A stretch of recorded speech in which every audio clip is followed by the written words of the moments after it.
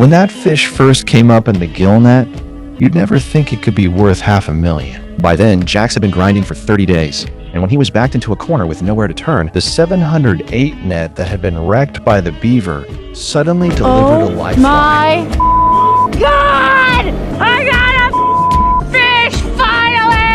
That roar of laughter from deep in his chest, rolling across the wild, is his only way to answer this stroke of luck, because Jax has long been driven to having no choices by the lack of food. Every dawn is Jax's unshakable breakfast time. The low shrubs around camp are covered in berries. That's his backcountry canteen. Every morning he downs frozen berries, which just barely nudges up his sugar and vitamins, and gives a little solace to a stomach that hasn't seen real food in ages. After breakfast, Jax heads to the nearby marsh to fetch water. The source he used at the beginning was a good 300 to 400 meters from camp, and hauling a full water jug back and forth each day was a serious strain on his energy. Now he's found this new marsh water source close to camp. The water's a little murky and needs boiling, but at least he doesn't have to lug all that heavy water anymore and do daily weighted pack training in the wild. That alone saves Jax a good chunk of calories. Fishing is his daily grind, love and loathing. Jax spotted a beaver lodge. He thought the beaver's appearance would bring him one step closer to a high-fat feast, but he never imagined this Arctic engineer, long before it hit his plate, would trash the gillnet and trot line he put together, wrecking them in countless ways. The fishing gear Jax had spent so much time crafting got wrecked in just a few lazy laps as the beaver cruised through, erasing all the work he put in. By then, it wasn't about who got the calories.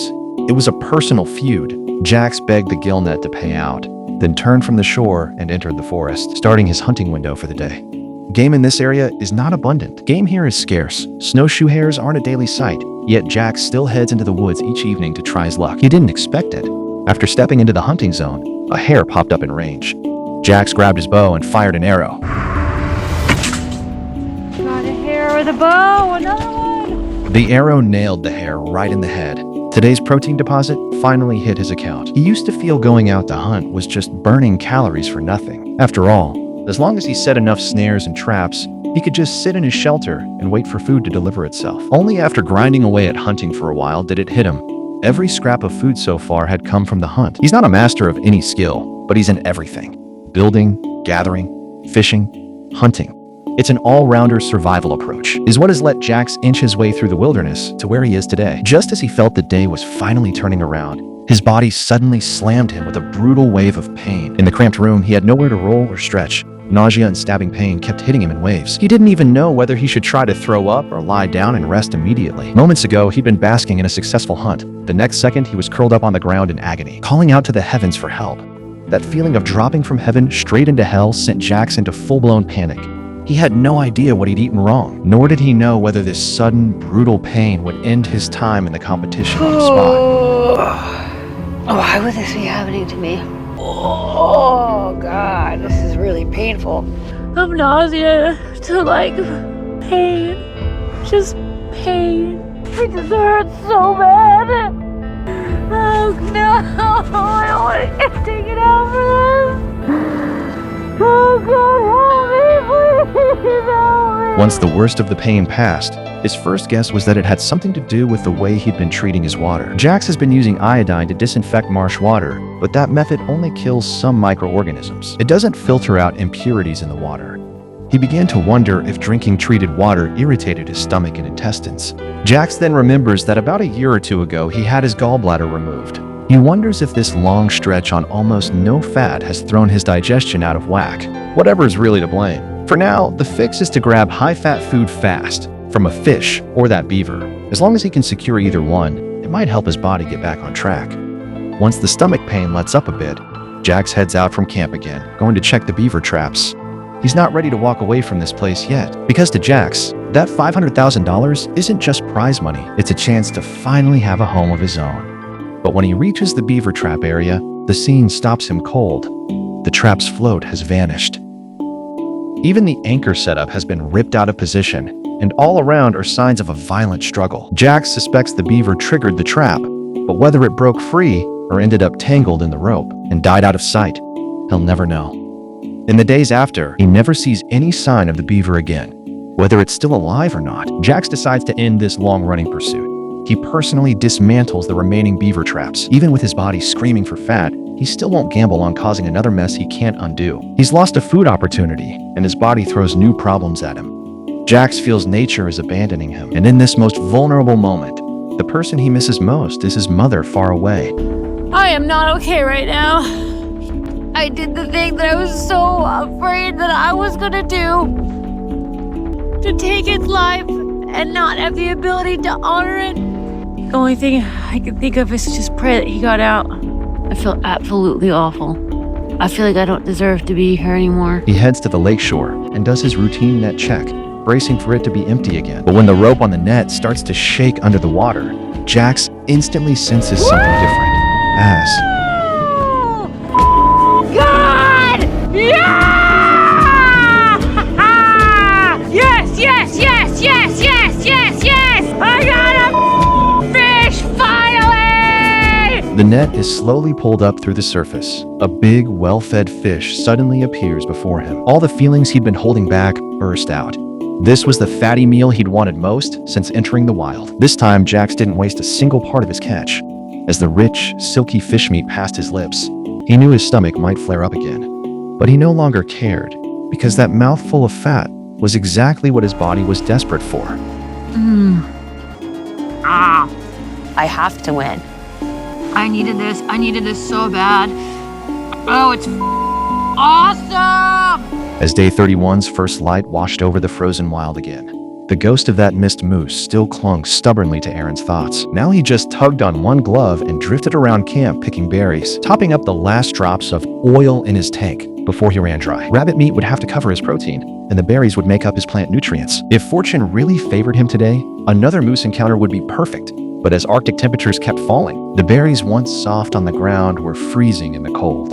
Thankfully, the cloudberries were still crisp, and mixed with those already turning mushy blueberries, it barely passed for a kind of wilderness fruit platter. But what Aaron truly had on his mind was never these berries. What really weighed on him was that arrow he'd let fly days earlier. That one panicked shot at the moose when the prize pressure blew away his usual calm. He totally could have held out for a cleaner angle, but still rushed that shot, letting a $500,000 moose walk. But also losing that precious broadhead along the lakeshore. He thought the arrow splashed into the lake, but now the water's dropped. Maybe that life-saving arrow was still buried somewhere in the lakeshore mud. After all, Aaron only had 2 blunt-tipped arrows left. Those are fine for rabbits and squirrels. 但要是再遇上一头几百磅的驼鹿，他只能站着瞪眼，毫无办法。 Thinking back on how he'd wasted a precious broadhead just to shoot a squirrel, Aaron practically wanted to smack his past self. But out here, regret's useless. Once a chance is gone, it's gone. No level of regret could rewind that moment. After scouring the shoreline for ages, Aaron still came up empty.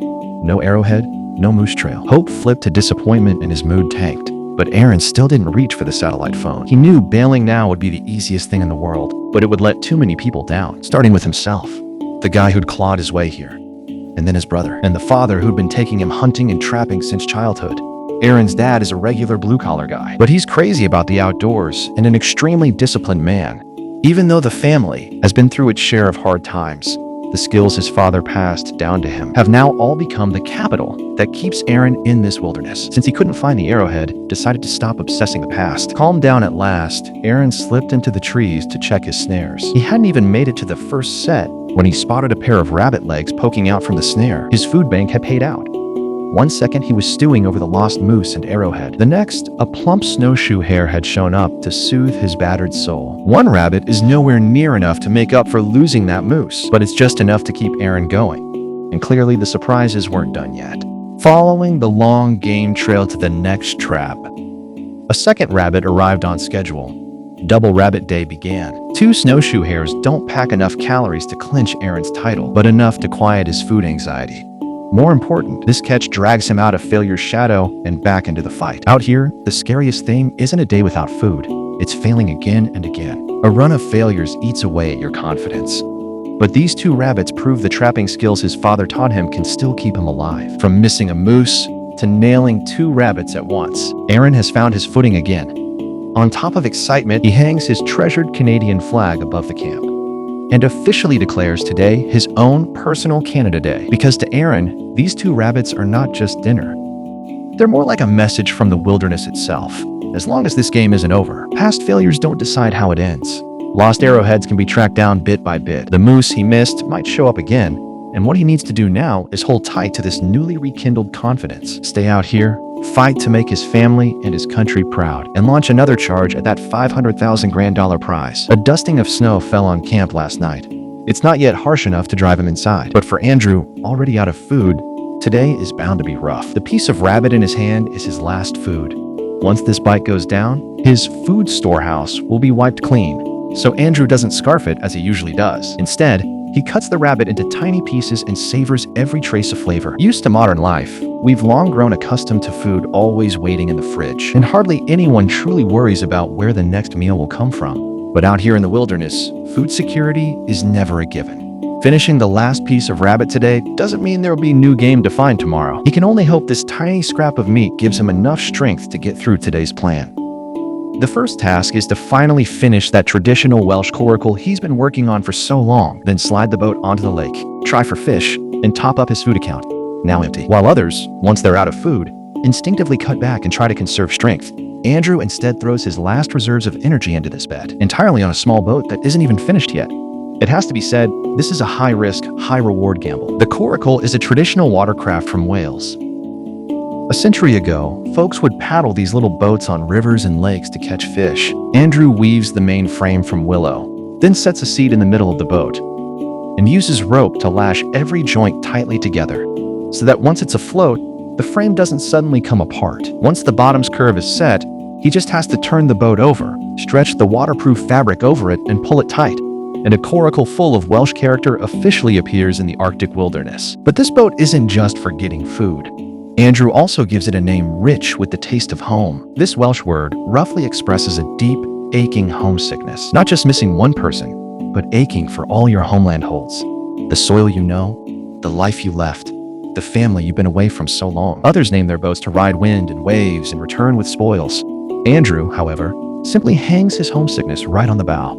Sentiment is sentiment, but staying in the game still comes down to whether this boat can put food on his plate. If the coracle structure fails and dumps him into the icy lake, the wet clothes and relentless cold could drain his body heat in no time. In a serious scenario, he wouldn't just have to call on the satellite phone to tap out. It could turn into a fight. So Andrew moves on, each step measured and wary. A fragile skin of ice already rims the shore, and Andrew feels hopeful at first. He figures the lake must get deeper toward the middle. But as the tiny boat glides on, reality douses him with a bucket of ice water.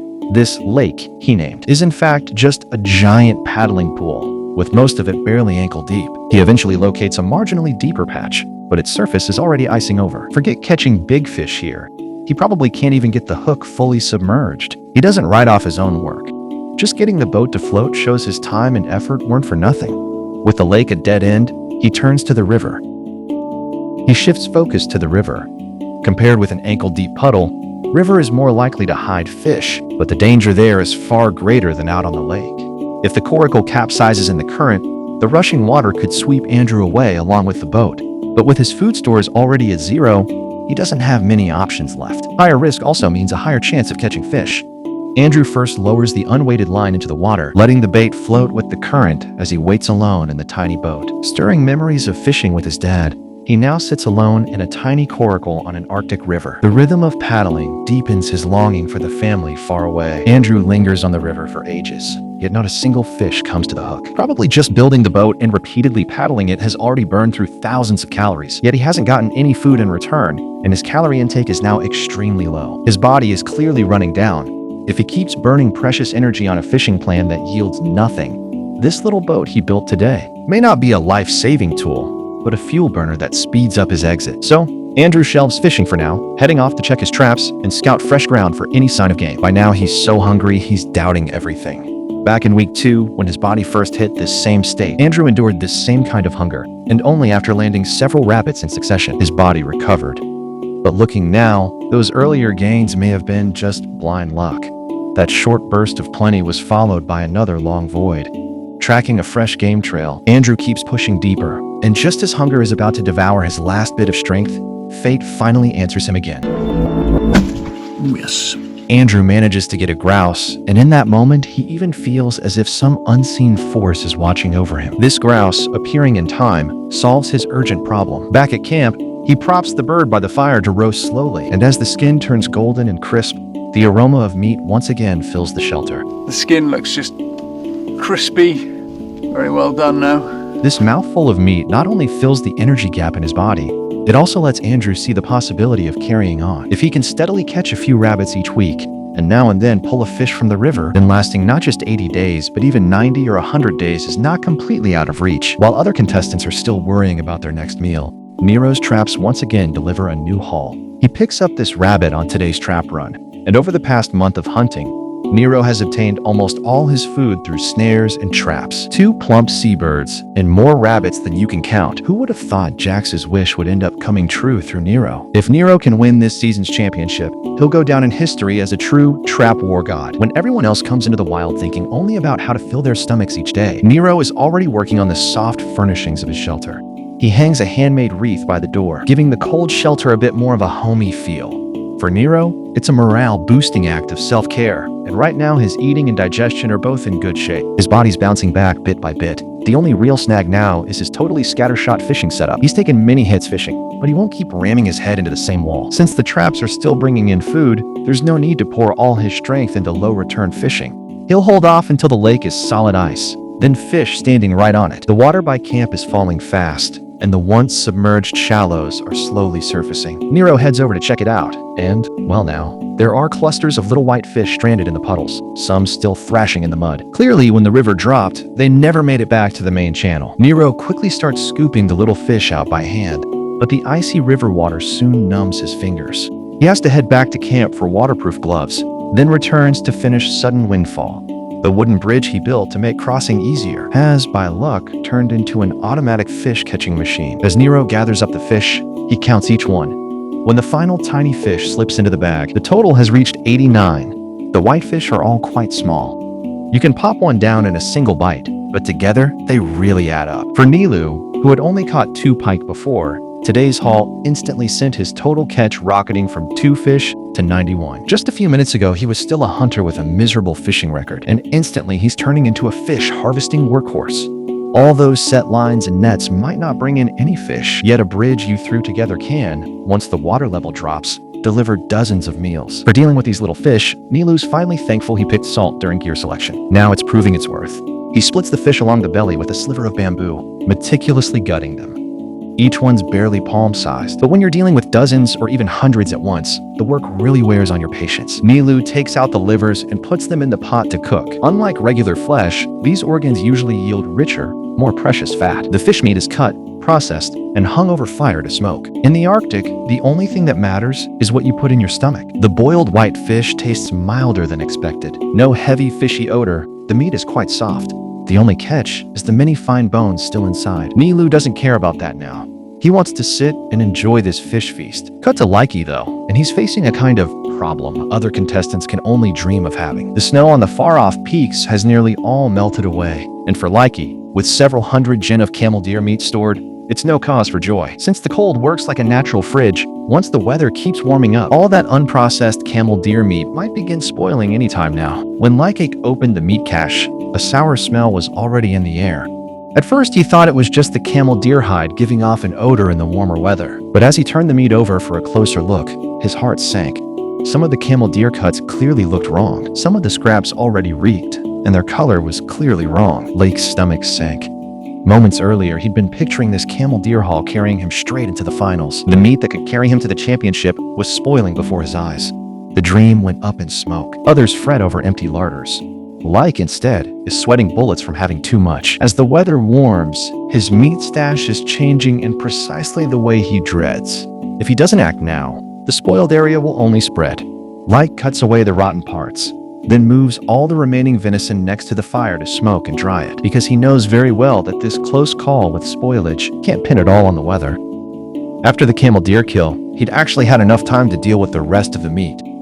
He'd been counting on the weather to turn colder, so he could lean on the natural chill and process a few pieces each day without burning too much energy all at once, and still keep eating fresh camel deer meat. But nature didn't follow his script, and he himself had indeed grown a bit complacent.